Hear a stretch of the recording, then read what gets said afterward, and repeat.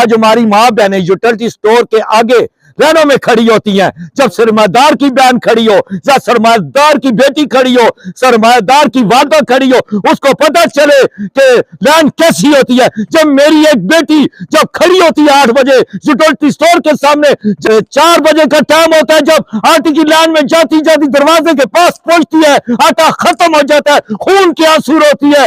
میں ایک لڑکی سے پوچھا, میری ماں تو کیوں رو رہی ہے؟ کہتی ہے میرے 5 دن ہو گئے, میرے بچے بھوکے پیسے مار رہے ہیں. شرم کی بات ہے ان لوگوں کے لیے.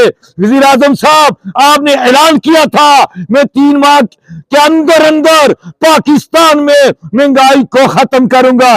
بڑے شرم کی بات ہے, آپ کے بھی ملے ہیں, آپ کے اداروں کے بھی کارخانے ہیں, آٹے کی ملے ہیں, شوگر کی ملے ہیں. آپ سستا کریں گے تو آگے دکاندار بھی ہمیں سستا دے گا. اگر آپ مہنگا کر کے بیچیں گے دکاندار بھی مہنگا فروخت کرے گا.